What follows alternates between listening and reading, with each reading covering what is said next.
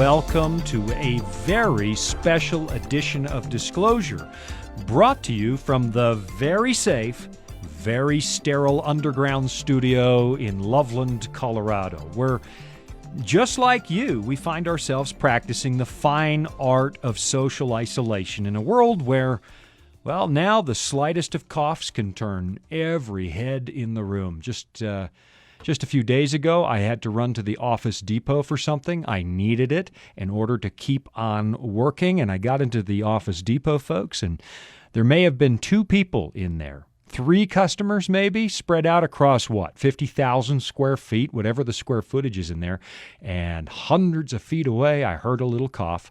And I found myself just like a marmot, standing up and looking around because I had to know, where did that cough come from? Of course, what we're talking about today, just in case you're listening to a rerun in the distant future, we're talking about COVID-19, or the coronavirus, which for many people around the world, we like to keep, it's good to keep your sense of humor alive in hard times. But for a lot of people, this is no laughing matter. In fact, if you're watching the news, and I don't know how in the world you would miss this seems to be the only thing on the news these days. I'm dying for some news story that isn't COVID-19. Just one story would be good. But if you're watching, you've seen what's going on in the world right now, and maybe in particular what has been happening in the country of Italy, where this thing seems to have hit harder than any other part of the world, at least right now as I'm sitting in studio and I'm looking at the last week or two. And the stories that are coming out of Italy are less than reassuring.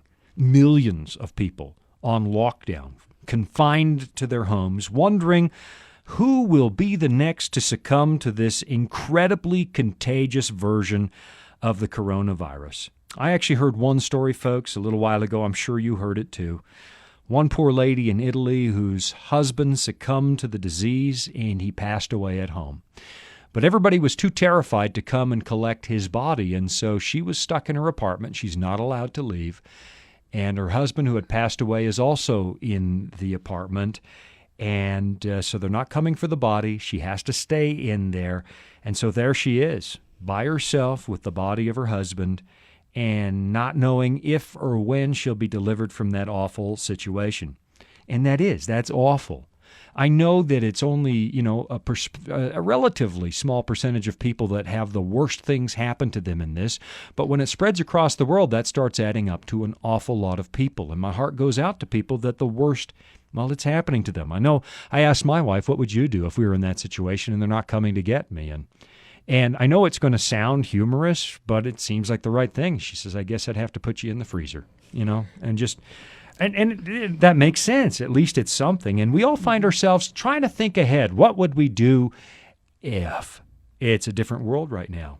So here's what we're seeing in the world.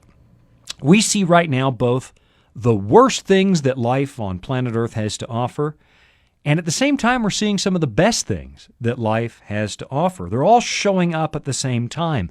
It's kind of reflecting this great conflict or controversy that's happening in the background of the universe, the thread that you find all the way through the Bible. There are the good and the bad, and they manifest in a crisis. That's one of the themes in the Bible. And right now we're seeing that. And I would suggest that maybe that means that right now we have this unique opportunity to study human nature, to pursue what is good in the midst of anxiety and suffering, and to learn something about the essence of life on earth, and maybe something about the way that God is present in tough times and he deals with our anxiety and our pain and suffering, finding where God is when we hurt. So this show today is going to be different. What we're going to do is just talk. I have no idea where the discussion will go, because we're going through this just like you are, practicing social distancing, learning how to live at home without contact. I don't know where this conversation's going to go. I've got Jean in studio with me. Mm-hmm. Hi. And we can be in the same room because we happen to be married. Right. So we can practice social isolation together. Mm-hmm. But on the other side of the glass, we've got Ruben Gomez, executive producer of this show, and also happens to be the voice of Jacob P. Donovan on Discovery Mountain, and we've got you isolated between us and a thick pane of glass because I'm not sure I trust you. I don't blame you. No, I heard you cough a minute ago. You inhaled something, though, right? I did. Yeah. I did. But nobody believes me, so hey. I know. It happened to me yesterday. I was eating a pecan. I inhaled a little piece, and I coughed, and suddenly everybody within a 100-foot radius looked over at me. And we're just going to talk today, folks. That's what we're going to do. We'll smile where we smile, cry with you where it's appropriate to cry, because this is not World War I. This is not World War II. It's not those crises, at least not at this point. But it's a big deal to a lot of people, and we know everybody out there is going through this just like we are. And maybe as we talk and chat in a casual way, you'll find something here to help you navigate the weeks that lie ahead. So here we are, Ruben and Gene and me. I'm Sean, host of Disclosure from the people at the Voice of Prophecy. Listen, just before we get going, though, I want to do something special. Let me say a very special hello to all of our listeners on Life Talk Radio. Life Talk Radio is a very special network that I've always personally been very proud to be a part of. And I just want to say to all of you, wherever you happen to be hunkered down right now, dealing with this crisis, always remember this. This might have caught us by surprise, but it didn't catch your Heavenly Father by surprise, and He's got a plan to get you through this, and use this as an opportunity to deepen your relationship with Him. All right, you guys, listen. I know we talk about our faith. It's easy to talk about faith when everything is going right. It's easy to talk about our relationship with God when the world is rosy. But I think here we have an opportunity to actually know God a little better and see things about Him we wouldn't learn under other circumstances, and maybe deepen our sense of dependence on God, right? Our sense of dependence on a Heavenly Father. And it's a chance for us to see that no matter how bad things look, sometimes we describe first world problems and we say, life is bad and hard. And we say those in good times, and then when bad times come, we discover what hard really is. That's true. And it brings us to a new level. I think there's opportunity in this crisis. And here's what I want to say, I guess, as we kick off our discussion. This is not a great moment for anybody. But there's one thing I know for sure. If I just want to kick the football down the field and see where we catch it. Here's what I know for sure, based on Romans 8 and verse 28. Not everything in this world is good, but there we have a promise that God can take anything in our life and work it together.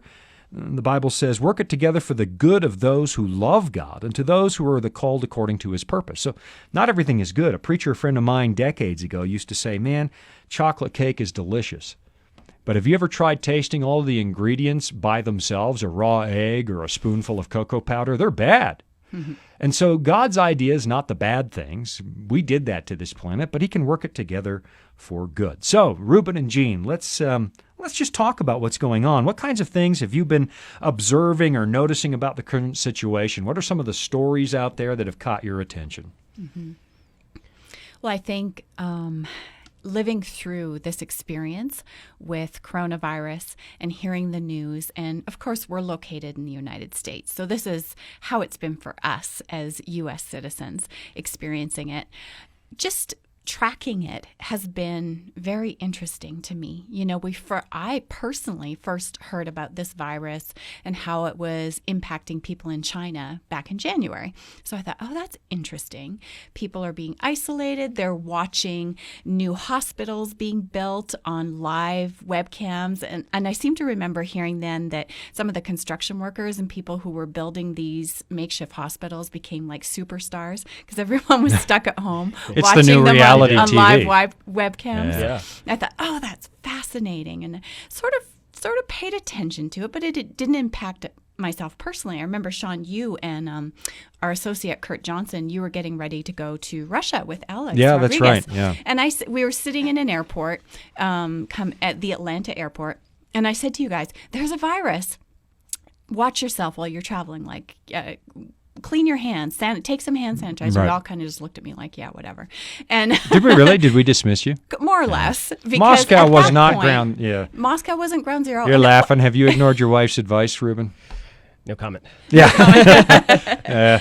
But at that point, it was right around the 15th or the 20th of January in that window. It hadn't impacted us personally yet. Right. And so to see now the progression, like every week, first it was sort of like, oh, maybe we should pay attention to getting basic supplies in the house. And then there were jokes about toilet paper. And then it became a reality where we're all watching the cases in our local counties go up, up, up, up, up. And now I'm seeing resources online for people who are experiencing severe anxiety over this situation. Right. So just the progression of those events has been really fascinating to me. Man, what's been your experience over at your house, Ruben? I mean, you've got a young family, and you're watching this carefully.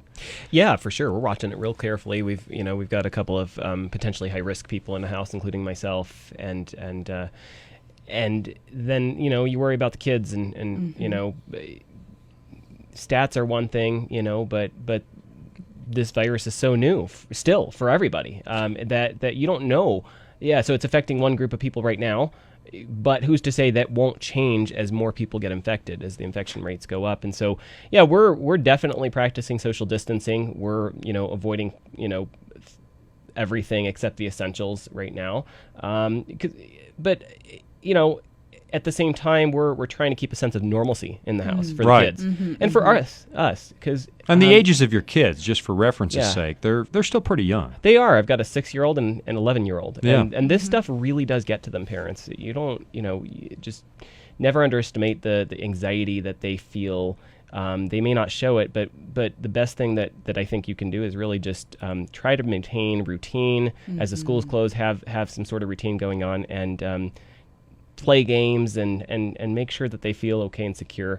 So that's kind of our goal right now. We're actually getting to know the neighbors a lot better now. Isn't that interesting? Everybody's on the porch. Of course, you're not having them into your house. No, we're not. No. Just saying hello from 6 feet away. Exactly. We have a Facebook group for the neighborhood, and we're all talking there, and we have kind of no kidding scavenger hunts going on in the neighborhood. Oh, what a great idea. Is that? Smart. It's a lot of fun. Wow. We got teddy bears in everybody's windows, and so the goal is maintaining 20 feet from each family or so. We're walking around or taking bikes around the house and taking pictures of everybody's teddy bears in the house. So the kids love that. Yeah. Oh, my goodness. You guys are doing this way better than I am. You know what I find interesting is that you're finding you're getting to know the neighbors much better. Yeah. Isn't it odd how when we were perfectly free to get to know our neighbors, you didn't? Yeah. Right. And now when you're not allowed to have contact with your neighbors, I mean, I'm thinking of those poor people in Italy. Yeah. And at first it's dire. What was it? 16, 17 million people under lockdown. Right. And that's the hard story. And the story I told earlier of the woman whose husband died at home, those are the hard stories. But then I'm sure everybody listening saw that YouTube moment where everybody comes out on the balconies and they start singing together. And there's real community. For the first time we don't have real community. We know the damage that social media has actually done to relationships. Yes. It alienates people. Those aren't solid relationships, but suddenly it pivots in a crisis, and a lot of people with Facebook and other places are really building genuine community. I see the timer running close to a break, and so we're going to have to take a break. We're talking about COVID-19 and you, a casual conversation. We're going to be looking at the Word of God. We'll be talking about what's going on in everybody's life right now. And so I'm going to take a little break, and we'll be right back after this.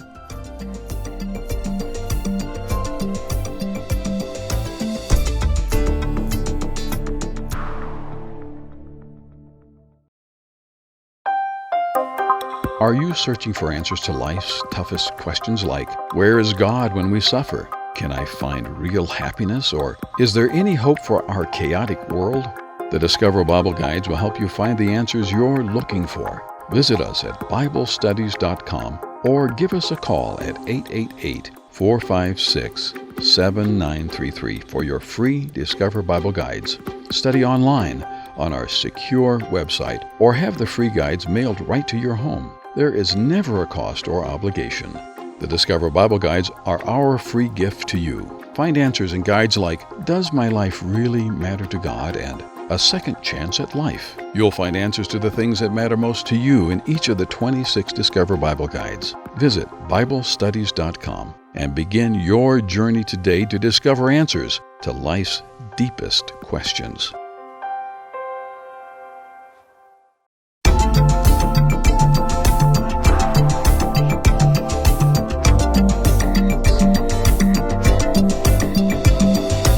welcome back from the break. You're listening to Disclosure from the good people at the Voice of Prophecy. My name is Sean Boonstra. I'm sitting in studio with my wife, Jean, our executive producer, Ruben Gomez. And of course, when I say sitting in the same room, it's not exactly true. We are hunkered down for COVID-19 and practicing the ultimate in social distancing. We are all, the entire crew, is sitting in separate rooms. So I've got Ruben in the control room, and then 2 panes of glass behind that, I can see Harim, who gets fired every week. You'll remember him. He gets fired every week on the show. Famous. Yeah, and now he's been pushed out of the control room into a dark room beyond. And so, but we do take it seriously. We're exercising an abundance of caution. We have about 40 people that work here in the building, and we've set up virtual offices for as many as is possible. And we take it seriously because we don't know who it is that's going to be hit hard.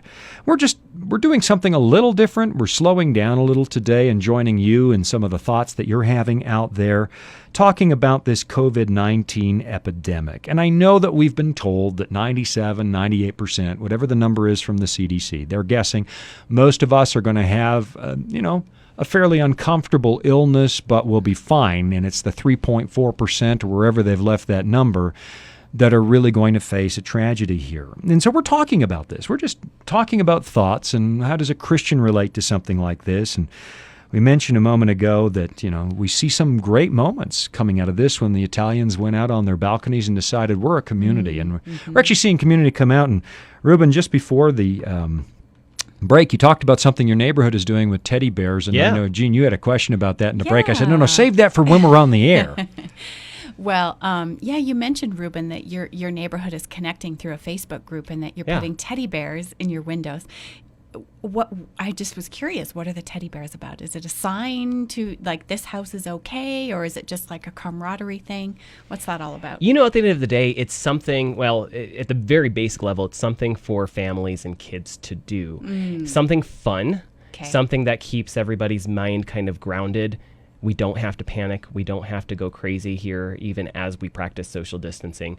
It's something that has really brought neighborhoods together. This is actually starting to go viral. Wow. You've got, a bunch of neighborhoods starting to do this. And, and there's nothing like a teddy bear for a kid. They just, to see teddy bears in the window, my kids went on a bike ride.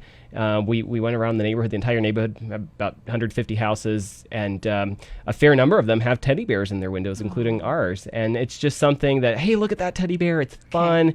And I guess camaraderie is positive. It calms everybody down. It says, hey, we can still have fun even though things are different. I love that. Isn't that great? Yeah. We have a 17-year-old who's stuck at home with us. Yeah, our baby. And our 20-year-old's about to come home from college. But, it hadn't quite hit me, Ruben, until I was talking to our colleague here, Joel, who's a producer for the show this morning. He said, we can go outside, but we can't even do playgrounds with the kids because kids touch everything, and then they touch their faces, etc. Those who have had little kids know that kindergarten is a petri dish. Right. So I think that's really neat what you're doing with the teddy bears. It gives the kids something to look for when you're out for bike rides and family walks, which are not as fun as playgrounds. No, I know that somewhere in the basement I still have my teddy bear. Now, my teddy bear's in rough shape. He's 50 years old. Oh, hey, that's the best kind of teddy bear. Really? Yeah. I think it's actually... I actually have an actual teddy bear. It's not just a generic teddy bear. I have one of the ones named after Theodore Roosevelt. Oh, really? Yeah. That shows you how old I am. Wow. Yeah, I actually have a real brand name teddy bear, and he's had his eye sewn back on, and fixed him up a little bit. Yeah, he needed it. Here's one thing I'm finding really interesting in this thing is how much we're leaning on celebrities, and this is maybe an oddball observation. But if you go back in history, you'll find there was a shift in Western culture.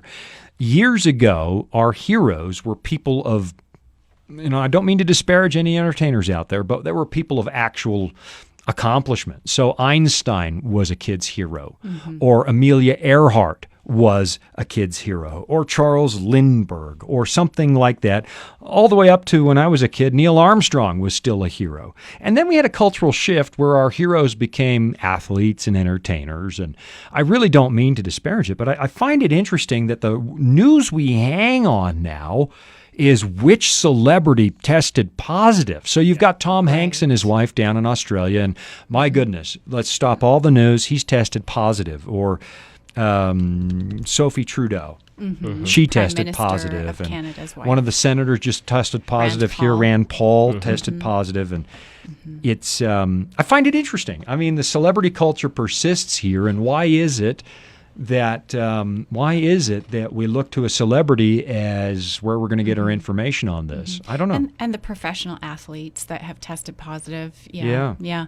Well, and it's opened up a bit of a discussion as well as to why some people have access to testing and results so quickly, and others, first of all, have a more difficult time being tested, and it takes so much longer for them to get the results. Here in Colorado, it is tough to get through to a doctor right now. That really opens up a whole other conversation. Yeah, it really, really does. One of the stories I was looking at that I find interesting, and this is one of the groups of people that often gets forgotten by society anyway, but one of the places this virus has started to spread is in prisons. And so we've seen some panics. In countries outside of the U.S., there have been prison riots already. You got to let us out of here, man. This thing is spreading. So we have a number of places in America. We have overcrowded prisons. And these prisons, you have, 100, 200 guys in triple bunk beds in a room the size of a high school gymnasium, and they can't move. They can't go anywhere. Right. And I guess I want you to know, if you're listening to the radio in prison, we haven't forgotten you. We understand that your situation's tougher than ours. You don't have options. And we will, we're offering, I'm praying for you guys in there and gals, whichever prison you happen to be in. But that one dawned on me, as hard as this is for us, we have options. And some people have no options. Including the homeless as Right. well. Yeah, they're another group that... Like Skid Row in L.A. What do you do? Yeah. I know, and it tends to go through those camps pretty quickly. There are no options. I mean, wash your hands with a bar of soap. Where am I going to get a bar of soap? That kind of stuff. And, if you want to help people and you want to minister to them a little bit, maybe that's something you could do. You bought lots of Purell, maybe drop some of that off at the homeless camp. Distribute bars of soap if they don't have it. Give them something to do, because doing something actually takes your mind off of it. There's something in human nature, if you do something about it, regardless of its degree of efficacy, doing something helps you mentally, I think. Absolutely. Right? Absolutely. Bleaching our bathroom. None of us has it, but there's something that I bleached the bathroom. That felt good. Yeah. I'm you're doing something. Yeah. Ruben, you started a little project talking about how we could reach out to people and sort of show the love of Christ in a time like this. You started a little project that I really like that deals with nursing homes. And the story I hear out of nursing homes is the bad news. Yeah. Oh, my goodness. This virus went like wildfire through the weakest of the weak in a nursing home. Tell us a little bit about what you're working on as a family, because I really love this idea. Yeah. So we got an idea. My wife got an idea from I don't know where she got it, but she came up with the idea, and it turns out a lot of other people are also doing this. What we're doing is we're calling nursing homes in the area. If you think about it, people in nursing homes are cooped up. Oh, yeah. They're among some of the highest risk potential cases for this They were disease. the first quarantinees. Absolutely. And here in Loveland, we have the first cases of COVID in Loveland were reported in a nursing home. Yeah, we know well. Just blocks from my Just house, blocks. as a matter of fact. Yeah, that's exactly right. And they're on lockdown, and they can't see family. They can't interact with a lot of people. Some of these nursing homes actually bought their clients, their residents, iPads so that they could do FaceTime and such with family. I thought that was really cool. That's neat. And we're not in a position to do something like that, but what we are doing is we're reaching out to as many people as we can. We started with our neighborhood, our groups that we affiliate with, and just having people write cards of encouragement. Kids cards for cheer or whatever. I haven't come up with a name with it. And we've actually called the nursing homes. So we've said, hey, if we did this, is this something that you guys think we could pull off safely? That would be important to check. I mean, absolutely. don't just drop stuff off at a nursing home. Exactly right. Yep. Yeah. We called, and all but one nursing home was thrilled about the idea. Really? Yeah. And they're like, we will work with you, and so we're coordinating with them to make sure we do this safely. We're working on off of CDC guidelines for how to handle mail and things like that. How to make sure it's disinfected before it gets delivered, that kind of stuff. But the idea is to really bring these residents some cheer and really lift them up in a time like this. I mean, think about it. You're cooped up in a nursing home. You're not allowed to see family. I mean, how would you feel? I know. Yeah. And just and isolated. and the isolation there is very real, because This is the highest risk group that we've got. What a great idea. I mean, I know this is a crisis, folks, and your number one priority is to take care of your family. When the Bible talks about providing for your family, it doesn't just mean financial provision. It means care for your family, and that's your biggest priority. But there's an awful lot of people out there that aren't being cared for or loved, and they're just as scared as you are. What a great idea. And there is something about serving others that takes your mind off of your own problems, I think. Yeah. And you know, our fellow citizens who are living in nursing homes and in groups like that, the fear that's around it, those cards that you're sending them can hopefully alleviate not only the isolation, but a little bit about that fear. And something else, Ruben, you and Miranda did that I don't know if you guys know the impact of a small act of kindness that you did over the weekend, but one of our coworkers shared with me that you and Miranda reached out to her on the weekend and just said, we're going to the grocery store. Is there anything we can get for you? Because this person is in an at-risk category.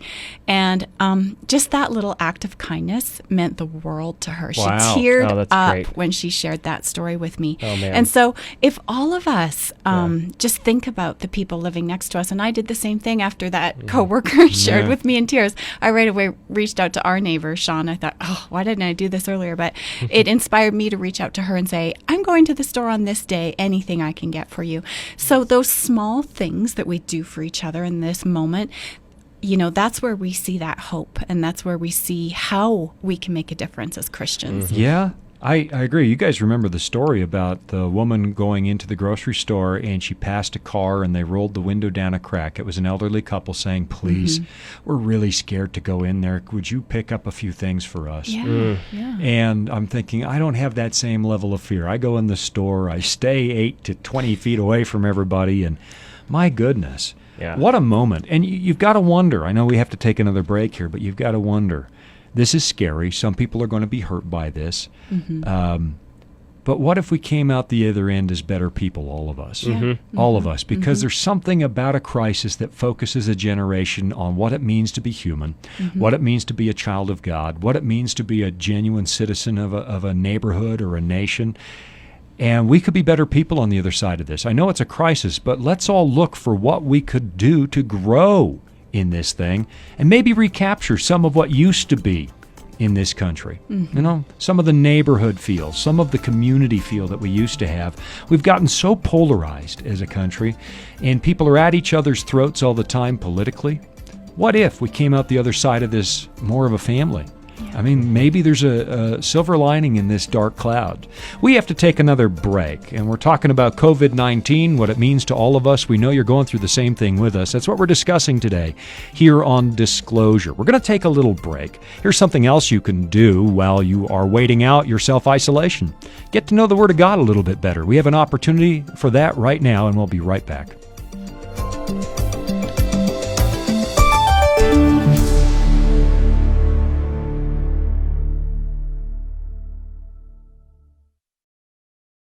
Disclosure is just one of the programs brought to you by the Voice of Prophecy, like the audio adventure program Discovery Mountain. Discovery Mountain is a weekly Bible-based program for kids of all ages and backgrounds. Your family will enjoy faith-building stories with Jake Donovan, Mr. Simon, and others in this small mountain town. Each summer, campers visit Discovery Mountain, where they sing songs, learn about God, and reenact a Bible story with the help of drama teachers Miss Wendy and Miss Tamra. With 24 full episodes every year and programming every week, your family will have something uplifting to listen to every week. Listen to episodes on demand and watch video features from Director Doug at discoverymountain.com or on your favorite podcast platform. That's discoverymountain.com.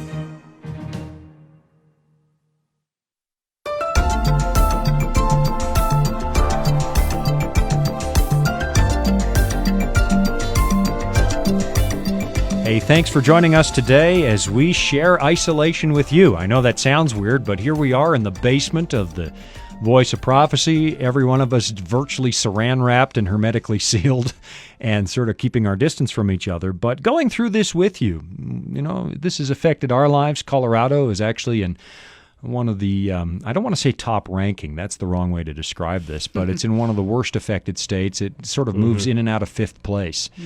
And I noticed that here in our county, in Larimer County, it spiked recently. We went from, we had one case for like more than a week, and now yesterday was at 32, 33, something like that. 35 now, if I remember 35, right. and it doesn't 34, sound like a 35. lot until you realize what they're saying is that this thing's just incredibly catchy. Right? So where have these people been? And I think case number one lived out by the mall, and the thought that popped into my head was a paranoid thought. How often did this person walk through the mall before they were symptomatic? Right. That's not a paranoid fact, though. Well, a lot is. of the math is showing that people are very contagious when they're pre-symptomatic. Yeah, here is something that's going on for our family, and I think this might be true for a lot of people listening today, something that we've been having to navigate. Gina and I are immigrants to the United States of America, and they closed the American-Canadian border a little while ago. I think technically if we show up with a Canadian passport, they'll let us in because we're citizens and that we can come back the other way. But everybody we know in our family is on the other side of the border. And so you see the world shutting down and your loved ones are thousands of miles away, and it's an odd feeling. I'm thankful that in this day and age, I can pick up a cell phone or I can get on Skype and we can talk to family. I'm thankful that that's there, but it's an odd feeling. And the other one is our oldest daughter was away at college, and of course they shut that down and it's going virtual. And she's got a job offer for the summer out there. They tell her it's still on, and she was trying to hunker down in place, and we just found out that that's not as real as we thought, and her place to hunker down has disappeared. And so we're navigating, how do you get her home and expose her to the least amount of risk? Right. The good news is right now you can get an airline ticket for like $5. I mean, it's insane. I saw Really? $36 tickets across the country. right. And so we've chartered her through small airports. We've, One airport. yeah, We did one that. We found airport, a no direct connections, flight and leaving from a she's small going to airport. make a homemade mask. And bring her a little bottle of Purell worth $5,000 now if you have one of those. And we pray for her. And we'll talk before the show is over about some of God's promises for believers and for those of you who'd like to get to know God better. There is some comfort in all this thing, but we had to figure that out. And we had an opposite problem 24 hours earlier. She needed a car for her new job, and we didn't know how to get it to her. And you actually looked up shipping. You can ship a car for did. $600 across the country. Yeah. Like you can mail a car for. They put it in a truck, and it goes on a back load, and it's about $600 to send it. That's about what it would cost you to fly across the country on average anyway, or to drive between gas and hotels and meals. So you can actually load a car in a truck. So I was looking for a used car that my kid can afford, and then it flipped. Now she's coming home, and I guess we'll shop for that car Guess together. You have a month to figure out the car now instead of a week. Here's one observation. We were out in car lots, and all the salesmen are sitting in the showroom alone with nothing to do, like 8 of them. And I remember one guy coming out saying, "Man, you're shopping today? Everybody's scared." I said, "Well, a car lot seems like a fairly safe place." Right, outdoors. Yeah. And so, But that was a week and a bit ago. It's changed since then. I wonder if even the salesman, and I remember that experience, Sean, because the salesmen were shaking our hands. And I was like, why are you shaking my hand? But now, 10 days later, I'm sure they're just 6 feet yelling apart at saying, you with a "Hi megaphone there." from across the lot. Things change so You quickly. saw the ads. I don't know if you guys saw the ads, but a lot of people are actually hiring right now. CVS is hiring. Grocery stores are Some of the hiring. big chains are Amazon looking and for- Walmart are Yep. hiring. 150,000 people, I think Walmart is hiring. Really? Yeah. Because they can't keep the warehouse stocked, They I can't think. keep- exactly right. And it's not necessarily the front lines they're hiring for. Yep. It's for like the behind the scenes Yeah. positions. They So if really you're need out there help. and you've lost work, there are opportunities. There are opportunities out there, and let us do that as a PSA. And you've seen those ads? Absolutely. Yeah. Yeah, I sent they're- you a link last night. There were 40 different main chains Yeah. and stores that we would recognize if I said them that are all hiring. Yeah, Right? not after Yeah. we do this publicly. Those jobs will be filled up right now. But, a lot of people are living in fear. They've been sent home, and we don't know how long it's going to last. We've watched the stock market slide. We'll talk about that at some point, either today or next week. And so there's some genuine worry. How am I going to provide for my family if that thought occurred to me when here in Colorado, they suddenly shut down all of the restaurants. And I'm thinking the average waiter and waitress, or not the average, but a lot of them are pretty young. It's their starter job, and they're in an apartment, and they're in their 20s, and they don't have 2 months savings. They just don't have it. So they get sent home. Now what? And remember, I said I predict they'll have to pass a law that you can't evict them until this crisis is over. So they did that. Pass that. But then, I know we love to paint an evil picture of the evil landlord like it's a Dudley Do-Right cartoon, but not a lot of them are rolling in cash. That's how they provide for their families. And so now they can't collect rent, and it snowballs, and a lot of people are hurting. So, folks, if there is a business you can patronize still and maintain your family's safety, don't forget, everybody's relying, and everybody's in the same boat. So, take advantage of what you can. Well, the ripple effects, I texted with my lady who cuts my hair yesterday, and she just asked, I need to cancel your April appointment. And I just wrote back to her, no problem. But, I was concerned for her because this is her livelihood, and it affects her. It affects her husband, her daughter. Just those ripple effects. This morning in our staff worship, we all are now having staff worship in this unique time that we're in by phoning into a phone number, and then we all connect just on audio. And there were a number of us shared prayer requests for family members who are small business owners who are really, really hurting right now. So I know a lot of our listeners are in that same position. There's a lot of worry and fear about how are we going to get through this? How long is this going to last? Because there's uncertainty about the timeline. So we just need to pray for each other. Yeah.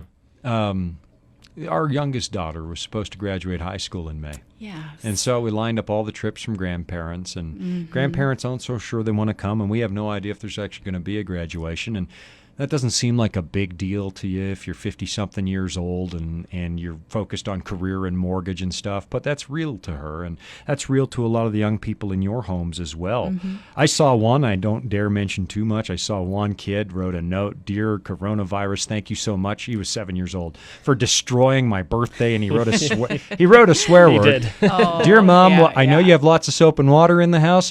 There's a remedy for the swear word." Right. Talking about our youngest Naomi, this is tough. This is tough on these kids. I think more devastating. Her school hasn't made a definitive decision about graduation yet, but the kids are all anticipating it'll be canceled. But the school did make the announcement last week that their senior class trip was canceled. These kids have been saving money for 4 years to go to Hawaii, and that was canceled, and they're devastated. And I've watched her process this information, and of course devastated, down in the dumps at first, but even already less than a week after that, she's starting to kind of make jokes like, "Oh, everybody who graduated in 2020, we're going to be able to say to our kids one day, yeah, you're complaining about your high school graduation. Well, I didn't get a high school graduation," So they're kind of seeking that support from each other and already seeing how they'll look back on this time. And that was super encouraging to me to see that transition in our kid. Wow. Hey, Ruben, other than you can't go to the playground, what are you seeing? Are there some tangible effects for your kids? Man, this is different now because of coronavirus?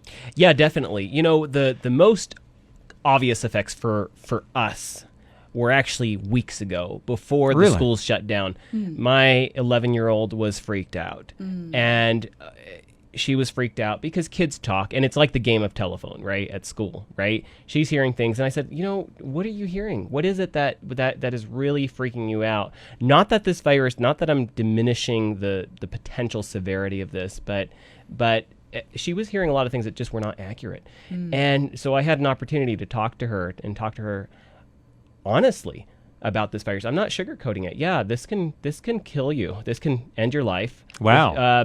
Tough discussion with little ones. Right. But at the same time, you don't have to worry. So you do things to really encourage them. really help them focus on the present. I was reading some guidance here on how this affects children in general. Sure. And some things to look out for, and we definitely saw this early on. And an 11-year-old, a lot of things are changing for her anyway, right? Mm-hmm. So Yeah. things are difficult as it is. That's a hard age. It's a hard age. I tell ya. Definitely. New school, new age, and then this, right? So, excessive crying or irritation, returning to behaviors they've outgrown, excessive worry or sadness, unhealthy eating, sleeping habits, things like that you want to watch out for in your kids. Sure. If something's off, don't dismiss it. Mm-hmm. Try to figure out what's going on Wow. there, and some of the advice that I've heard, and really this is really like my gut as a parent, but I've seen, psychologists kind of back this, and taking time to talk with your children or your teen about COVID and be honest with them. Yeah. Age appropriate, but be honest with them. Don't hide it from them, because they know when something's up and you're not really telling them the full story. Sure. They really do. You know, I think that's a big point, Yeah. Ruben. I know that we've tended to sugarcoat things as we move through the 20th century. It used to be, if somebody died in the family, there was a wake. The deceased was in the house. The kids saw the person. They went to the graveside. And to some degree, I think, and eventually maybe we'll get our basically our resident psychologist on board with Jennifer. But I wonder sometimes if we don't sugarcoat things too much, and then people grow up with a warped sense of reality. Yeah, that would be an interesting study coming out of this. So how did you do that with your kids, man? This is dangerous. I mean, were you that blunt? Well, I mean, I kind of wrapped it in positivity, right? Yeah. Good. So, I said, well, I for me, it was a little easier. It was kind of a little bit more obvious than it may be for other situations. But, when I found out what she was hearing about this thing, it was so out there that I was able to stop it right there and say, this is not true. What you're hearing is just not true. And I explained to her how kids sometimes misinterpret things, and then they tell other kids, and so how she was hearing these things, I don't know, but she was hearing them. So then I was in that I kind of was honest. I was like, yeah, this can hurt somebody. It can be life-changing for a lot of people. I gave her some of the facts about who it was affecting most seriously at the time, and at the time, and it still is, affecting people with health conditions and who are older. Not to say that that's going to, eliminate the risk, but it was just really kind of just stepping through it, and then immediately kind of finding something we could focus on that was positive, and say, hey, look, this is what we're going to do if school closes. Yeah. Right. Can't believe it. That's good, We're like 42 seconds away from the next break, and I know we're at whatever's going on in your house out there. I'm just hoping that as you listen to us discuss this, you can realize, man, we're all going through the same thing right now. We're feeling what you're feeling, and we're going through it with you. And we have a great God that we serve, and we're not alone. This is catching us by surprise. A lot of things, every day brings a new surprise, but none of it is surprising to God. You're listening to Disclosure from the good people at the Voice of Prophecy. We're going to take a little break, and I want you to listen to what we're about to offer. It might help you with a period of isolation and being at home. And then after the break, we'll be right back to talk a little bit more about what's going on.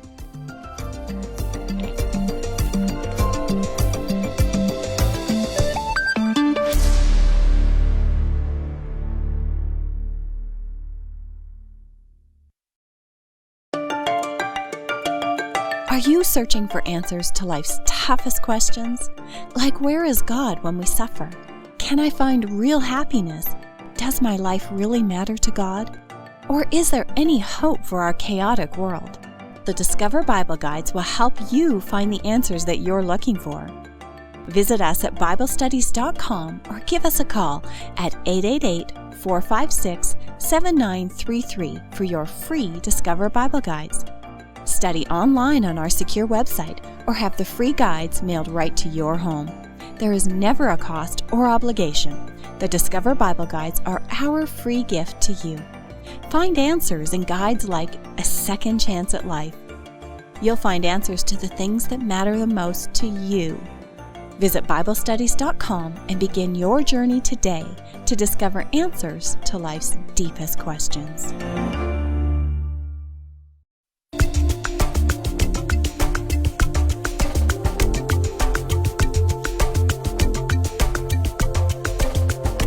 Welcome back from the break. The entire country is taking a break right now. It's a different day and age. And I just want to say this, folks.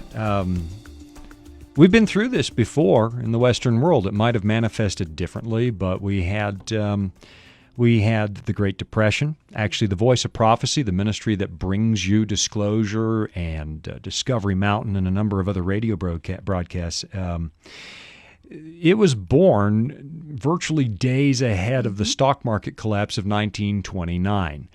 And it began in the years of the Great Depression, basically 10 years of extreme adversity here in the United States of America.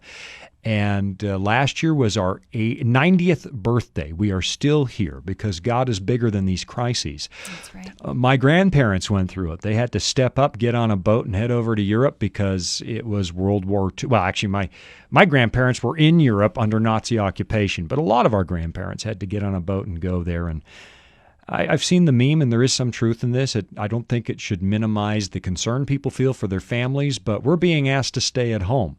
We're not being asked to go and fight a war, not at this point. And so humanity has gone through this before, and it really is up to all of us how we come out the other end.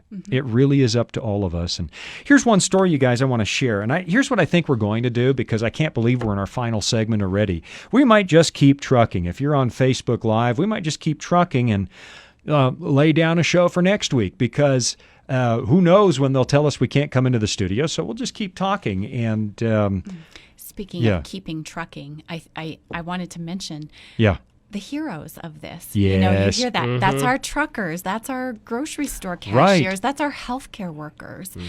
Aren't we all just so thankful for Yeah, them we are. and their And commitment to keep the rest of us healthy? Did you see there was an appeal from truckers saying, we have to stop and sleep somewhere. Would you please let us stop and sleep in your parking lot? Exactly. Please, please, because they're getting the supply lines going again and getting the food and the toilet paper and the hand sanitizer. That was one observation. There's a Safeway about a block and a half from our office here, and I went in there last week thinking I'll just pick a few things up. And the produce section was empty. Now, I've seen that in third world countries. It was true in Russia prior to 1989 under, communist dictatorship. But here I am in the United States of America, and the produce is gone. And my thought was, Never seen what that in the in my world? life. What are you going to do with 80 heads of lettuce, people? Why would you, you can't can it. You can't freeze it. There's not a head of lettuce anywhere in here. And so I'd like to appeal to people. Obviously, provide for your family. If you're going to have to be isolated for 3 or 4 weeks, you want to pick up a little extra. Yeah. But the hoarding, and some grocery stores have stepped up around here. I was pleased. And some have, I think, Safeway's in the list, and some others. King Soopers is a local chain here. And they've said, you know what? The first hour of the day on X number of days is for senior hours. citizens. Right. They can come in. No one else is in here. And they have an hour to get done what they need to do. Well, God bless you, whoever thought of that. I am loving how we all feel like we're Americans again, and it is solving some of the polarization. Let me direct our attention, because this is current. I saw this on Twitter, and it was a link to Facebook, and it was published publicly, and so I guess this is for public consumption. This is Stephanie. Happened yesterday. Right. And she writes this. Stephanie, if people know you, hopefully they'll tell you that we're talking about this right now. She writes, things are declining rapidly, unfortunately, and based on my last few rounds of vitals and my other risks, my doctor has asked me to come in immediately.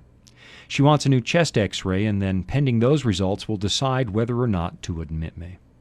Right now, I have to go downstairs, hug my boys, put on the bravest face I can for them somehow, and then get in the car and drive myself to the medical center, not knowing when or even if I will ever see them again.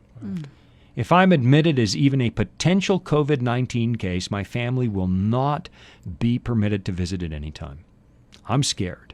Please pray. This is hard. And if you're still not taking this seriously yet, for the love of God, please listen. You don't want to be in this position, driving away from your kids, wondering if or when you'll see them again. Please just stay home. Edited. I've posted some subsequent updates on my feed since this post. Well, Stephanie, you asked for prayer. And I've seen this again and again and again on Twitter and on Facebook. One mom saying, if I've got MS and if I get this, who's going to take care of my little girl? Right. I'm going to die and there's no one out there. So here's what I want to do live on the air. Those of you out there who are scared and you're facing uncertainty, let's all as a nation right now pray. All right? Let's just do that right now. Father in heaven, again, we're looking at this and we don't have a single answer in the universe. And I know that just weeks ago, a lot of people made fun of the idea of praying. But we're making less fun of it as a nation as the thing gets worse. And there are some people like Stephanie who are absolutely scared. The first thing I would ask for everybody is that you would give them the peace that passes understanding and that they would sense that you are close. And no matter what path lies ahead of us, you still are God and you still love us and you have a plan for every one of us. Father, I can't imagine this one. Stephanie's scared. If I get admitted to the hospital, what do I do? Will I ever see my kids again? There are others going through that. Draw close to them. Lay your healing hand on people. I'm asking that a miracle would take place. And we thank you for the way that we're becoming a community across this nation. It's remarkable how we're finding ourselves again, and we're becoming better people. May that trend continue. And may the voice that we hear through all of the clutter in the media be yours. And I'm asking for these things now in Jesus' name. Amen. Amen. Listen, Stephanie, I'm going to keep praying for you. I know our team will, and I want you to know that everybody at the VOP that's the Voice of Prophecy. That's our shorthand. We're praying for you as a country and for your families and so on. You know, we've only got minutes to go. I think we are going to keep on trucking. I don't even remember what we were talking about before the break. I think about your kids. We were talking about how it something like impacted that, us personally. Yeah.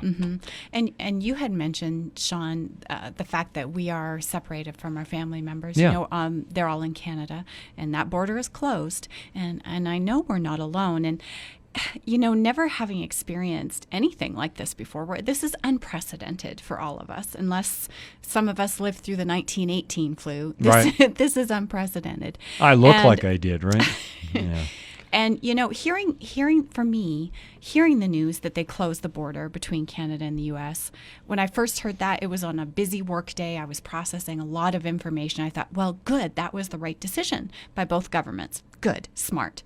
And then in the quiet of my worship time the next morning, when I was sitting and I had my Bible open, it just hit me. And I thought, my parents, my siblings, my nieces, my nephews, they're on the other side of a closed border. And it just sort of sunk in. And I think a lot of us are experiencing that. We're processing information, and then we're processing the emotion of it. And just having those resources and those things at our fingertips and being able to process that in a way is just unique for us. And I like what I'm seeing now as things are moving, which is people are sharing those resources and those encouragements with each other. And like Reuben and his family are doing, sending those cards to the care home. That part of it is really uplifting to me. And I think that's where we're going to see the best of who we are as Christians and as people. Ah, fantastic. Let's talk. I mean, we only have minutes to go. We are going to do another program. We will do another program. Should. But, you know, here at the Voice of Prophecy, here's what happened to us. We had actually coordinated like 170 sites across the country to share the good news of Jesus Christ. And it was a coordinated effort. It was a study of Bible prophecy, which we love to do. And we were 10 days in. We took 5 years. We invested millions of dollars to make sure churches had wonderful resources to share the gospel. And 10 days into this event, these places were shut down. First, places said no more than 250 people. Then government said no more than 50, then no more than 10. And I heard in Nova Scotia, Canada, they're down to 5, no more than 5 people in one place.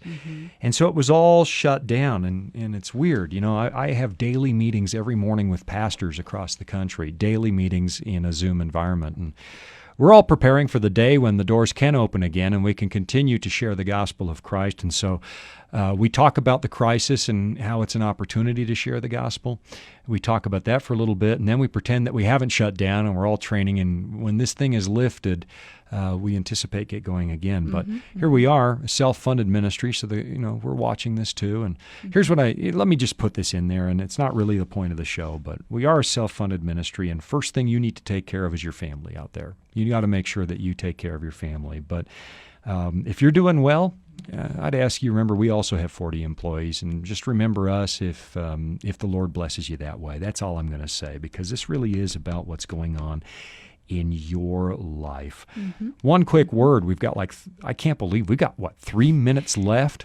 Well, if we can do another program, we should look at the promises that are in Scripture. We will. I That think would we'll be dwell wonderful. on Bible study, and we'll look at that. But let me ask one quick question. Sure. Should we panic? What's the Short difference? answer is no. Yeah. Well, what's the difference? Does that mean you ignore it? What is panic? What would you define as panic? So panic is, what would I define it as? Yeah. Because I was about to go to the dictionary definition, but No, what I no, would don't do say, that. Come I'm on, not that going is to a- do that. That's a big old What cop-out. Yeah, panic is According to just- Webster. Right, according to Webster. I don't like that. According to the Dictionary of Reuben, panic is I like that. unnecessary hysteric. Yeah, it's unnecessary activity. It's governed by your emotion, by your heart, and not that your heart and emotions are bad things, but your actions really need to be rooted in fact, in your rational brain, in things that are going to bring order to chaos. And in my head, panic is ultimately chaos. Yeah. Yeah, I think there's a vast difference between panic and preparedness. absolutely. Yeah. I would say go to the grocery store and buy 50% more than you usually would in case you have to lay by and store. It's biblical language. Yeah. That's a preacher for you. That's preparedness. And that's being smart. Right. Right. Panic is cleaning the shelves out and leaving nothing Yeah. for That's right. anybody else. Exactly. Yeah. It's like, folks, I'm not even sure. I mean, I can kind of understand why everybody's stocked up on toilet paper. I can kind of get it. It's like, what if I'm home for 3 or 4 weeks? Okay. So you need X number of rolls of toilet paper. Did you need 500? Right. Folks, let me, Right. I don't want to get too graphic, but this disease doesn't affect that end of your body that much. Not for Right. very many people. So, yeah, by all means, adding 50% to your shopping trip so you don't have to go as often, choosing a designated person that is the one who goes to the store. These things make sense. But panicking has never helped anybody. Panic causes harm. And for the believer, why would we be panicking? Last night in our house, every night we're reading one verse of the Bible and just claiming God's promises. And this one said, in the turbulent time, be still and know that I am God. Pretty hard to be still when you're panicking and God is saying, you still believe in me? Yeah, I believe in you, God. That was easy 3 months ago. Now God asks you again, do you believe in me? It's a little harder now. And now we have to be still when it's much harder to be. Reuben, you got a thought on that? We got 50 seconds to go because you've been so chatty this segment. Yeah. Well, no, I don't really. I can't anything to that. I think we are called to trust in God and to really think about our fellow citizens. Really, Yeah. as you mentioned, think about other people when we make these decisions. Here is an opportunity for Christians to show the hope that we have. Some of your neighbors, folks, don't know Jesus. They don't have a hope, an ultimate hope. For the Christian, no matter what happens, even if I should get COVID and I get the ultimate fate, I'm secure in Jesus. I'm not scared. I'm concerned for my family. I'm prepared. But scared, no. This is an opportunity for believers to shine and show what we know and the love that we have in God and the calmness that comes from the peace that passes all understanding. Until we meet again here on this same place in a week, this is Sean Boonster signing off for Disclosure. God bless.